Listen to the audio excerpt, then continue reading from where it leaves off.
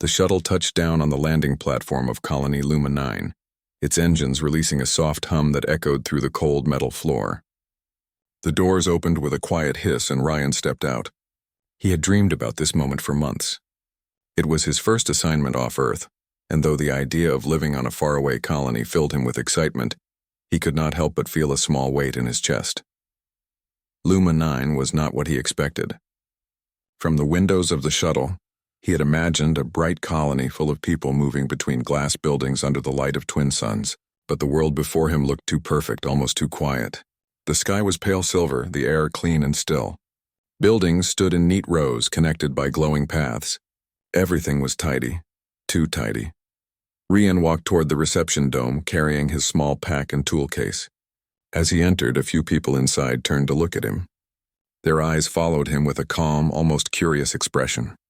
He smiled politely, but no one returned it. They simply watched. A soft voice broke the silence. "Welcome, Technician Ryan," said Administrator Ellen, a tall woman in a smooth gray uniform. Her tone was calm but distant, like someone reading from a prepared note. "We are honored to receive a visitor from Earth. Your assignment will be to maintain our communication systems and environmental balance relays." "Thank you," Ryan said, trying to sound cheerful. "I'll do my best," Ellen nodded. "We expect no less." As she led him through the glass corridor toward the residential section, Ryan noticed more colonists pausing to watch him through the clear walls. They were not unfriendly, but their gaze made him uneasy. It was as if they were studying him like a rare specimen in a museum.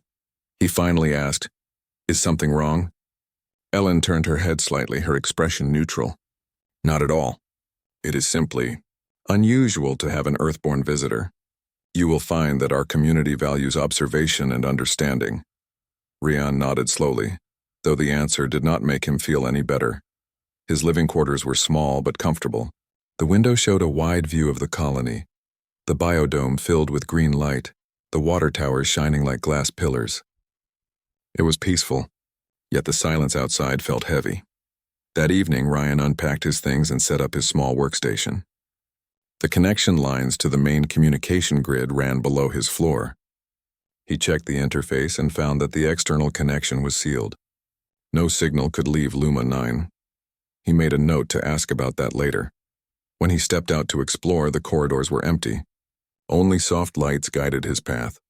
He entered the central dining hall where a few colonists sat eating in neat order. The food smelled simple, mostly plants from the dome gardens. As Ryan walked to get a tray, the conversation stopped for a moment. Heads turned again, eyes on him. He gave a small smile and said, "Evening." No one replied. Then, as if on cue, they all returned to their meals quietly. Ryan ate alone, staring at the glass wall that looked out into the biodome. Strange, he thought. People here acted like shadows, present but not really alive. After finishing, he walked back through the corridors and saw a woman adjusting a glowing panel near the greenhouse entrance. Her brown hair was tied neatly and she wore a white lab coat. When she saw him, she gave a small, cautious smile. "You must be the new technician," she said. "I'm Tala, one of the dome researchers." "Finally, someone who talks," Ryan said with relief. Tala gave a quiet laugh. "They are not rude. Just careful. Luma 9 has its own rhythm. You'll understand in time." "Does that rhythm include everyone staring at me?" Ryan asked, half joking. She looked around, then leaned slightly closer. "You're different. Most of us here were born on this colony or other outer worlds. You're pure Earthborn. It's been many years since someone like you arrived." Ryan frowned. "Pure Earthborn? What does that mean?" "It's nothing bad," she said quickly. "Just rare. You'll see soon enough." Before he could ask more, her wrist device beeped and she excused herself. When Ryan returned to his quarters, he sat by the window and watched the stars. Beyond them was Earth, still bright blue and full of people who didn't even know colonies like this existed. He missed the sound of busy cities, the laughter of streets, the noise of life. Here everything was quiet. Too quiet. As he drifted toward sleep, he thought again of all those calm eyes watching him. The next day began early. The colony worked like clockwork. Every person moved with precision, following schedules displayed on their wrist devices. Ryan reported to the tech control center, a wide room filled with glowing panels and silent workers. An older man named Maru greeted him. "You're the Earth engineer, yes? You'll handle the relay diagnostics." "Right," Ryan said. "I noticed the colony's external comms are closed. Should I open a link for maintenance reports?" Maru stiffened slightly. "No, the external link remains sealed." "It is regulation." "Regulation from who?" Ryan asked. "The Council," Maru said shortly. "You'll understand later." Ryan didn't push further. He had already learned that direct questions here only made people retreat. He spent the day checking power grids, replacing filters, and reviewing the relay network. Everything was perfectly organized, almost unnaturally so. The systems were clean, the circuits aligned like art. It was as if no one ever made mistakes here. By evening, Ryan stood near the biodome again. The artificial sun above slowly dimmed, turning the green leaves golden. A group of children passed by, each wearing identical gray uniforms. They glanced at him and whispered quietly before hurrying away. "Why does everyone act like I'm from another planet?" Ryan muttered. Tala appeared again, holding a tablet filled with growth data. "Because you are," she said gently. He gave a small smile. "Fair point." She walked beside him along the glass path. "You should not take it personally. Our people have been isolated for generations. We changed to fit this world. Luma 9's atmosphere, gravity, light, all slightly different from Earth. You carry something we lost long ago." "Which is?" he asked. "Original human genes," she said softly. "Our bodies adapted.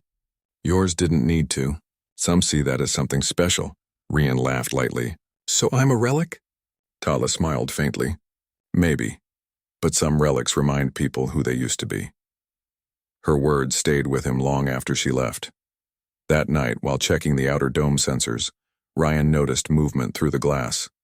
Several colonists were standing just beyond the path, half hidden by the plants. They weren't talking. They simply stood there, eyes following his every motion. He stopped and looked back. None of them moved. A strange feeling crawled up his spine. He slowly continued working, pretending not to notice, though his heart began to beat faster.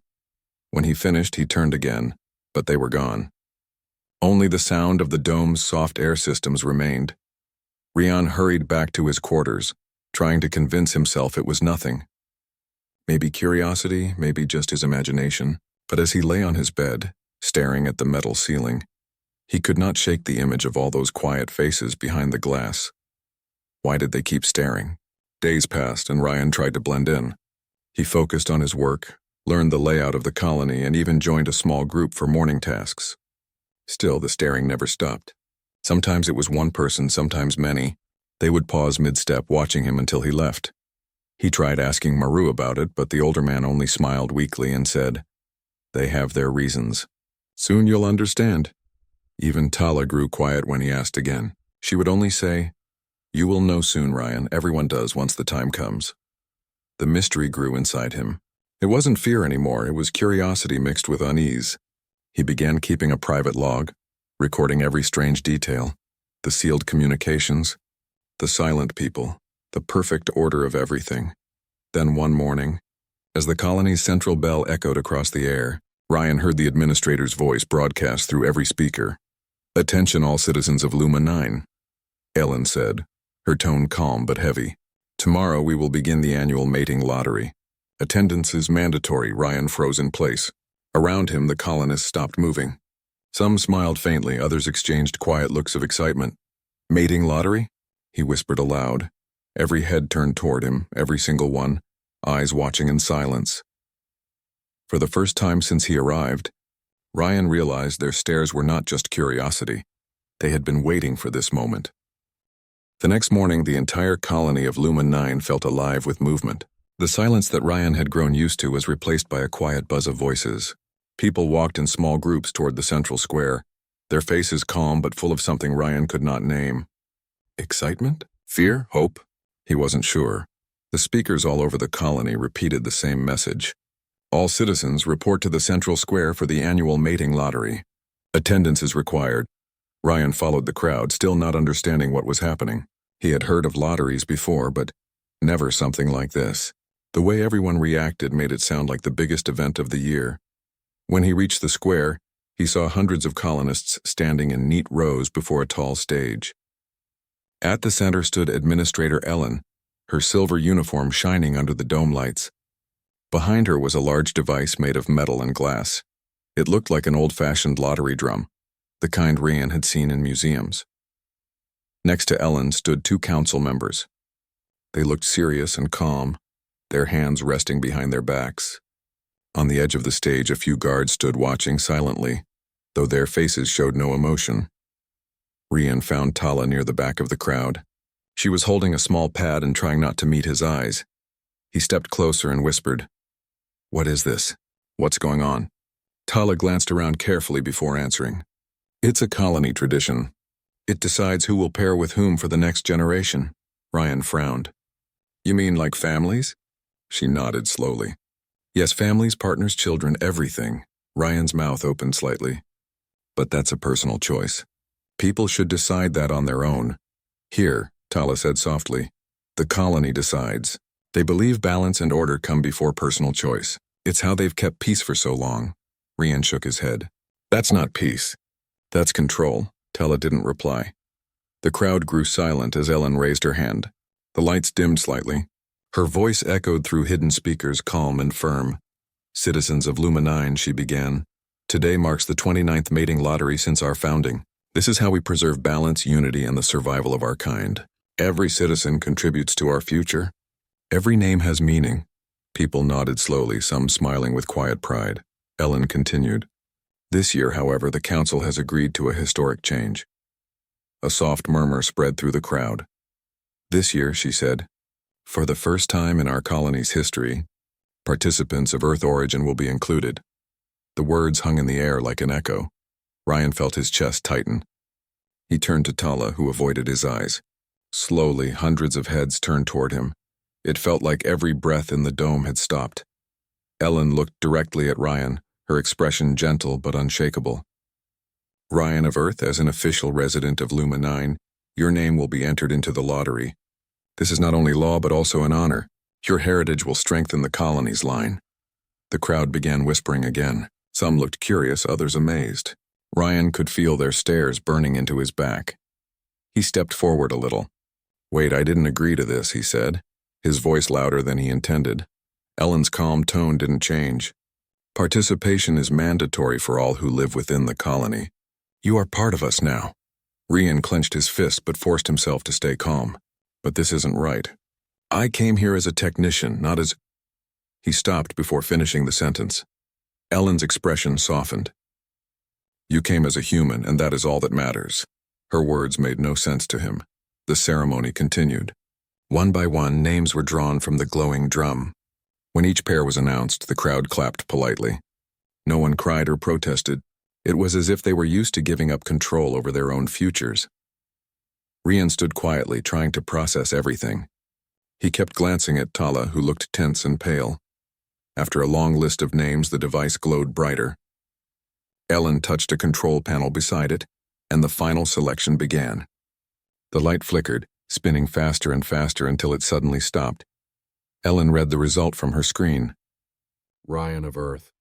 And Tala of Dome Research. The square fell into complete silence. Ryan felt his heart pound. He turned toward Tala, who looked just as shocked as he was. Their eyes met, both filled with disbelief. Ellen's voice carried across the silence.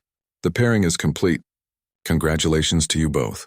The crowd clapped softly as if in ceremony. Some smiled, some whispered, but Ryan didn't hear any of it. He stood frozen, unsure what to feel. Confusion, anger, fear, or something else. When the ceremony ended, people began to leave slowly, still glancing at him as they passed. A few even nodded politely as if offering congratulations. Tala stayed behind, staring at the stage long after it was empty. Ryan walked toward her. "I didn't want this," he said quietly. "Neither did I," Tala replied. "But the colony doesn't ask." "Then how can people live like this?" She sighed softly. "They think it keeps everyone equal. No jealousy, no competition. They believe feelings lead to chaos. The council says this way: everyone serves the future instead of themselves." Ryan ran a hand through his hair, trying to understand. "That's not living. That's following orders." Tala gave a small, sad smile. "Maybe, but it's all they've known." Later that evening, Ryan walked through the quiet corridors alone. The colony had returned to its usual calm. The air felt too still, too perfect. He could hear his own footsteps echoing off the walls. Every now and then, a colonist passed him, offering polite smiles or curious looks. He realized something had changed. Their stares were no longer just curiosity. They now held expectation. When he reached his quarters, he sat down by the window. Outside, the stars hung like silver dust beyond the dome. The world felt smaller than ever. He replayed everything in his head. The crowd, Ellen's calm voice, the stairs, Tala's sad eyes. He had been chosen for something he didn't understand, and everyone seemed to believe it was a good thing. He whispered to himself, "I didn't come here for this. I came to work, not to become part of some plan." The room's communication screen blinked with a message. It was from Ellen's office. Message: Ryan of Earth, your presence is required at the council hall tomorrow. The pairing orientation will begin at first light. Attendance mandatory. Ryan closed the message without replying. He leaned back and stared at the ceiling, his mind racing. He felt trapped in a place that smiled on the outside but locked every door on the inside. The next morning came too soon. Ryan met Tala outside the council hall. She looked tired, like she hadn't slept either. "I got the same message," she said softly. Inside, Ellen greeted them with her usual calm expression. "Ryan, Tala, you have been selected by the system. It is a sign of balance. You will begin your shared quarters next rotation. Until then, you will attend guidance sessions to prepare." Ryan stepped forward. "Administrator, I need to refuse." Ellen looked at him steadily. "Refusal is not possible. The system decides. It is how we have survived." "But this isn't survival," Ryan said firmly. "It's control." Ellen's eyes softened for the first time. "You come from a world full of choice. We come from one full of limits. Choice is a luxury when survival is at stake." Ryan wanted to argue more, but he saw the calm faces of the council members behind her, watching him silently, almost kindly, as if they pitied him for not understanding. He realized no words would change their minds. Ellen ended the meeting with a polite nod. "Rest, Ryan of Earth. Tomorrow you will begin your duties again. The colony appreciates your cooperation." Outside, Ryan and Tala walked in silence. The artificial sky above glowed soft blue. After a long time, Tala spoke quietly. "There's more to this than they tell us." Ryan looked at her. "What do you mean?" "Every year someone tries to refuse," she said. "And then they disappear. The council says they're relocated to other sectors, but no one ever hears from them again." Ryan stopped walking. "You're saying they're hiding something?" Tala nodded. "I think they are. Maybe that's why they keep us isolated from the outside world. Maybe the lottery isn't about balance, it's about control." Ryan felt his pulse quicken. "Then we have to find out the truth." Tala gave a cautious look around. "Careful. The walls here listen." But Ryan's mind was already racing. The more he saw of Luma 9, the more it felt like a perfect machine built to remove choice from people's lives. He thought of Earth, its messy cities, noisy streets, and imperfect freedom. For the first time since arriving, he understood what made humans truly different. It wasn't strength or skill, or adaptation. It was the power to choose their own path. He looked up at the stars beyond the dome and made himself a quiet promise. He would not be part of their system. Whatever the risk, he would find out what the colony was really hiding. The artificial sun was rising over the biodome, turning the leaves gold when Ryan walked out of his quarters. The colony looked peaceful as always, too peaceful. Everyone moved in perfect order, eyes lowered, faces calm. It was a place without arguments, without laughter, without life's noise. But after what happened at the lottery, Ryan could no longer see peace. He saw control. He made his way to the communication hub, pretending to check the relay systems. In truth, he was studying how the network was locked. The external channels were sealed by codes that could only be opened by the council. Ryan tried bypassing one line and the system instantly froze, showing a red warning, "Unauthorized access detected." He sighed and shut it down.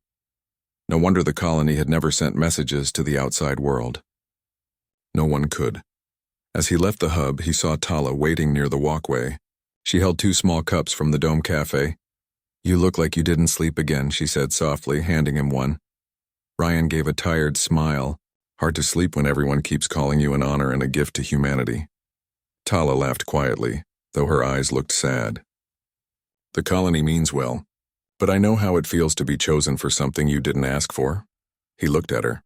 Have you been in the lottery before? She nodded slowly. Everyone here has been once. I was paired when I turned 20. My partner died a few years ago in a lab accident. The council said I'd be chosen again when balance required it. Her tone was calm, but Ryan could hear the pain she didn't show. He looked away toward the biodome's shimmering glass. And you're okay with that? Just letting them decide again? She didn't answer at first. I used to think we were free, she said finally. Then I realized we're only free to agree. The word stayed with him all day. Later that evening, Ryan attended a meeting in the main operations hall. The council wanted updates on maintenance systems. He gave short, precise answers, careful not to reveal what he had been studying.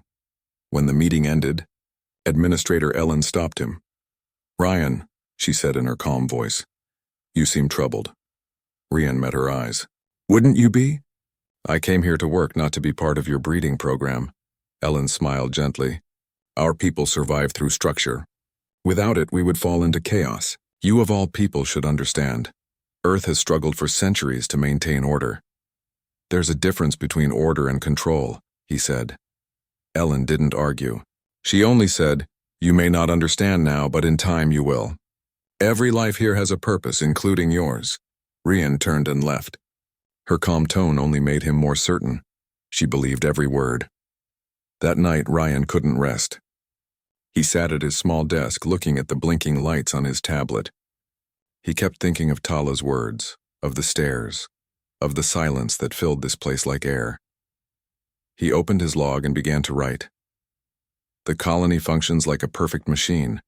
No one questions, no one disobeys. It looks peaceful but feels empty. If humanity loses the right to choose, it loses everything that makes it human. As he finished typing, there was a soft knock at his door. He opened it to find Tala standing there, her face tense. Can I come in? She asked quietly. He nodded. Inside, she looked around before speaking. We don't have much time. The walls listen. What do you mean? Every room has a sound filter, she explained. It records keywords, words like escape, resist, or outside. If it hears them, it alerts the council. Ryan stared at her. You're serious? She nodded. That's how they keep order. Then how are we supposed to talk? She pointed to his tool case. You're an engineer. Find a way to make silence. Ryan thought for a moment, then opened his case and pulled out a small device. A pulse stabilizer used for clearing signal noise. He adjusted its frequency until the air hummed softly. Tala smiled faintly. That should confuse their sensors. Ryan sat down across from her. All right, Tala, why are you here? She took a deep breath. Because I want to help you, he frowned. Help me do what? Find out what they're hiding, she said. Ryan leaned forward. You know something, don't you? I know this colony isn't what it seems, she whispered. I've been studying the genetic records. The council claims the lottery is for balance, but their data doesn't match. Some pairings repeat the same genetic lines again and again. It's not balance, it's control. Ryan felt a chill run down his back. So they're choosing who gets to exist. Tala nodded. And who doesn't? He stood up, pacing. If that's true, then the council has been shaping the population for generations. Yes, she said. They decide which traits continue and which disappear. They call it stability. I call it manipulation. Ryan's hands clenched into fists. We have to expose this. We have to tell the outside worlds. Tala's eyes filled with fear. The colony's signal system is locked. You know that. The last person who tried to send a message, he vanished. No one ever saw him again. Ryan looked toward the dark window. Then we'll be careful. The next few days, they met secretly in the biodome lab under the excuse of equipment calibration. Ryan studied the network core while Tala decrypted the colony's hidden data. Every discovery made them more certain. The mating lottery wasn't about survival. It was about control, keeping the population predictable. Ryan designed a plan. He would build a small transmitter, powerful enough to send a short message through the colony's outer shield. It wouldn't be much, but if it reached the Union fleet, someone out there would hear. But for that, they needed access to the main reactor. We'll need help, Tala said one evening as they studied the schematics. Who can we trust? Ryan asked. She hesitated. Maybe Maru. He's been here since the beginning. He doesn't agree with everything the council does. That night they visited Maru's quarters. The old engineer looked surprised to see them, but when Tala explained quietly, his eyes softened. I knew this day would come, he said. You're not the first to question them, but maybe you'll be the first to finish what others started. He handed Ryan a small data chip. You'll need this to bypass the reactor locks. But be careful. Once you start, the system will notice. Ryan took the chip and nodded. Thank you. Maru gave a tired smile. Just remember, son, machines are easy to fix. People are harder. Don't lose your heart in the fight. The following night, Ryan and Tala worked in silence. The hum of the biodome filled the air like a whisper. She connected power lines while he installed the transmitter's core. As they worked, Tala said softly, Do you ever miss Earth? Ryan paused. Every day. It was messy and loud, but it was real. People argued, failed, dreamed. Here, everything is quiet, but it's like no one is alive inside. She smiled sadly. Maybe that's why they stare at you. You remind them what real life looks like. He looked at her and smiled back. Then maybe we can remind them all. The transmitter flickered to life, its lights pulsing softly. It was working, but the signal was still blocked by the colony's outer firewall. Ryan slid the data chip into his toolpad and ran a test. The firewall flickered, then opened slightly before locking again. They were close. Suddenly, the lights in the dome dimmed for a second.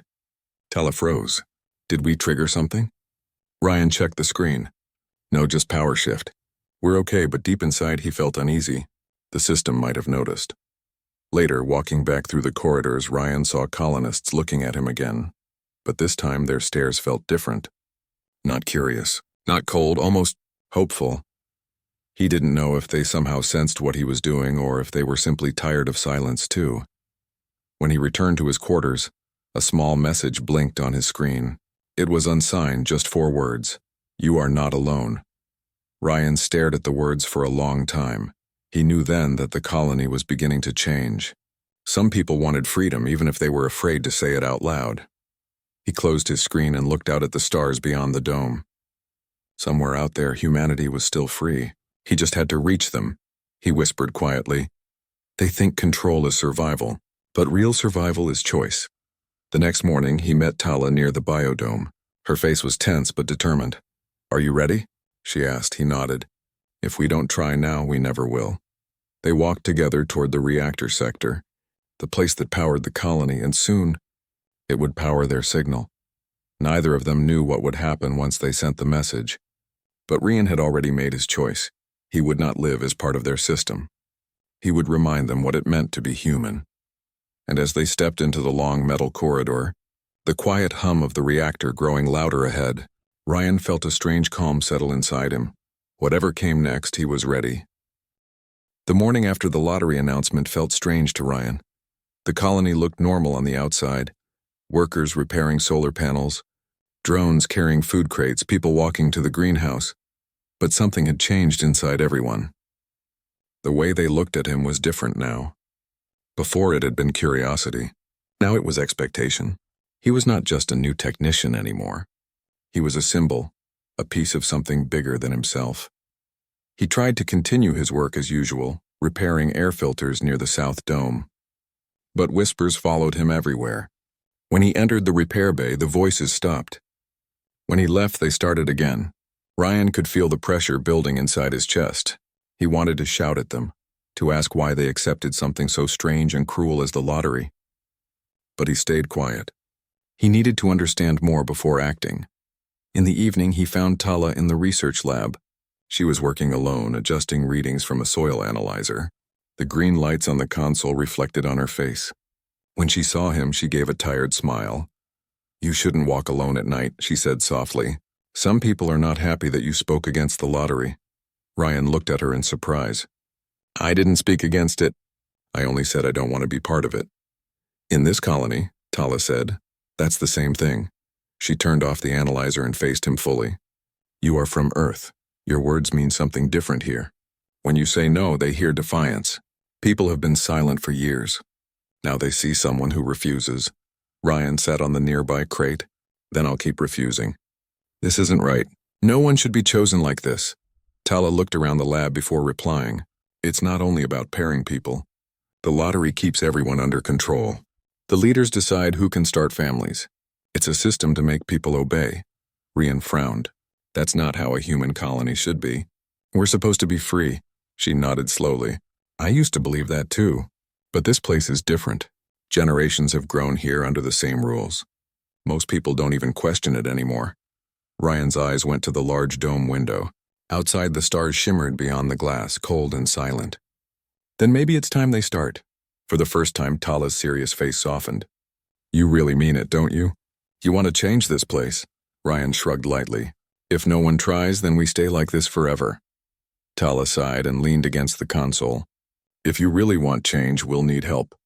And something bigger than words. Rian tilted his head. What do you mean? She hesitated before speaking. There's a way to contact the Union fleet, the human network that connects the outer colonies. But our leaders blocked every signal leaving Luma 9. The communication towers are locked to local transmissions only. No one can reach beyond this system. Rian's eyes widened. So that's why I couldn't contact Earth. I thought it was just a technical fault. Tala nodded. No, it's a controlled silence. No one can tell the outside what's happening here. Rian stood up slowly, his mind already working through possible plans. If we can fix the transmitter, maybe we can send a message. Even a small one. It won't be easy, Tala said. The moment someone touches the relay codes, the system will raise an alert. Ryan smiled faintly. Then we'll need to do it quietly. Over the next few days, Ryan and Tala began to work in secret. They met at night inside the biodome, pretending to check the oxygen circulation sensors. The air smelled fresh with soil and growing plants. The quiet hum of machines filled the background. Tala handled the scientific data, and Ryan used his skills with hardware to build something new. They used old communication parts hidden under maintenance logs, pieces no one would notice missing. Ryan connected a compact transmitter to a portable power cell. This should give enough range for one short burst, he explained, tightening a bolt. If we can get it past the security filters. Tala leaned closer to the console. We can send it through the old weather monitor frequency. It's not under full control, Rian grinned. Perfect. We only need one clear second to reach someone out there. They worked late every night, whispering softly while the colony slept. Sometimes they heard footsteps outside and Tala quickly switched off the lights. Other times a drone passed by scanning the area. They learned to stay silent until it was gone. One night, while checking the wiring, Ryan asked quietly, "Why are you helping me, Tala?" "You could stay safe and let me deal with this alone." She paused for a moment. "Because I remember what freedom felt like," she said. "My grandmother told me stories about the first settlers. They believed this colony would be a home, not a cage. I want to believe that again." Rian looked at her for a long time. In that moment, he understood that they were not just building a machine. They were rebuilding hope. The dawn over Colony Luma 9 came in soft colors of gold and silver. The great dome caught the light of two distant suns and turned it into a quiet glow that covered the settlement. People moved slowly that morning. Some whispered, some stood near the central square, waiting for the final event of the year, the official mating lottery ceremony. Inside the biodome's old laboratory, Ryan sat beside the large metal device he had built with Tala's help. The transmitter stood ready, wires running across the floor, small lights blinking in green. He looked at the screen that displayed the colony's network map. A single red circle blinked at the top, the signal channel that was locked by the council. Tala entered quietly, holding a data card. Her hands were shaking a little, but her face was calm. "This is the final code," she said. "Once you send it, the colony system will detect the breach." Ryan nodded. "Then we will have only a few minutes before they find us." She gave a small smile. A few minutes might be enough. He stared at the transmitter. The thought of what would happen next filled his chest with both fear and hope. They were about to defy the entire leadership of the colony, to break the walls that had been in place for decades. Outside, the central square filled with colonists. Bright banners fluttered. Music played softly through hidden speakers. The administrator, Ellen, stood on the main stage, her silver robe shining under the dome light. Her voice was calm as always, echoing across every speaker. "Citizens of Luma 9, she said, "today we continue the great tradition that has kept our colony strong for generations. The mating lottery begins at the 10th hour. Every name called today will bring new life, new balance, new unity. The crowd clapped politely, but there was tension in the air. Whispers passed through the people. Rumors had spread quickly, about Ryan, about rebellion, about freedom. Some colonists wanted change. Others feared it. Back in the lab, Ryan connected the final wire. The transmitter hummed. "Tala," he said, "once this starts, we can't stop it. Even if they catch us, the message will go." She nodded. "It has to go. Humanity should know what happens here." He took a deep breath. "Then let's do it." He entered the code she had brought. The red circle on the screen turned yellow, then green. The machine vibrated softly, and a small antenna extended upward through the dome's upper layers. A blue light began flashing. The signal was ready to transmit. Ryan typed the message, his fingers firm and steady. "Colony Luma 9, population under control law. Freedom denied. Requesting assistance. Humanity endures." He hit send. The transmitter made a sharp sound as the message burst out, traveling through layers of static and shielding, shooting into open space. At that exact moment, alarms screamed across the colony. Red lights filled the corridors. The colony system had detected the unauthorized broadcast. "Security breach in the biodome," shouted a robotic voice over the loudspeakers. "All guards to Sector 12. Ellen froze for a moment on the stage, then turned to her assistant. "Find him," she ordered. "Find Ryan before he destroys what we built." Guards began to run across the bridges connecting the domes. Their boots struck the metal floors, echoing through the silent corridors. Ryan and Tala could already hear the alarms. "They're coming," she said. Ryan nodded. "We did what we had to. Now we finish this." He turned off the main control panel and disconnected the backup cables. "If they find the transmitter, I don't want them to trace it easily." The heavy door outside the lab opened with a loud hiss. 2 guards entered. Their faces were tense but uncertain. "Step away from the console," one shouted. Ryan raised his hands slowly. "You don't have to do this," he said. "The message is already gone. It's too late." The guards hesitated. They were colonists too. People who had heard the same whispers, who had wondered if the lottery was truly fair. One of them lowered his weapon slightly. "What did you send?" the guard asked. "The truth," Ryan said. "That we're not free." The other guard frowned, confused. For a long second, no one moved. Then Tala stepped forward. "We didn't do this to destroy the colony. We did it to give it back to the people." The first guard looked at her, then at Ryan. Slowly he said, "Go. The administrator will be here soon. You should not be here when she arrives." Ryan blinked in surprise.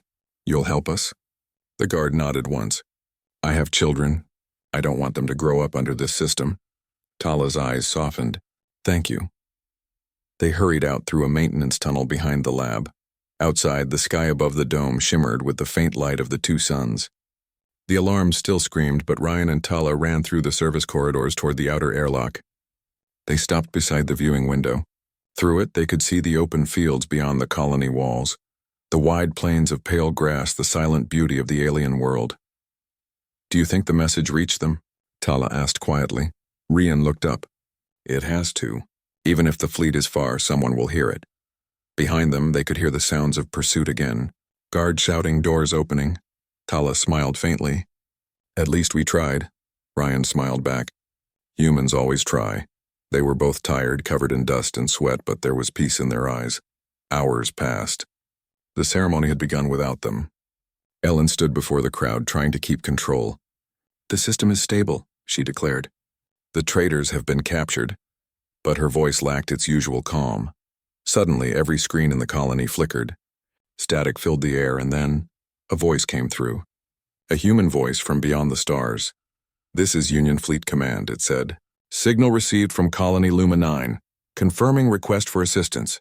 All systems stand by for contact." Gasps spread through the square. The administrator's face turned pale. People began to murmur, eyes wide with shock. For the first time, they realized that the outside universe was real, and it had heard them. Ships appeared in orbit, visible through the transparent dome roof, shining silver shapes cutting across the morning sky. When the first Union ship landed, the colony's guards laid down their weapons. No one resisted. The Union officers walked calmly through the square, speaking softly to the colonists. They promised food, communication, and freedom. They spoke of connection to the greater human world. Ellen was escorted away quietly, without conflict. The council dissolved within hours. Rian and Tala were found in the outer corridors, sitting beside the airlock, tired but smiling faintly.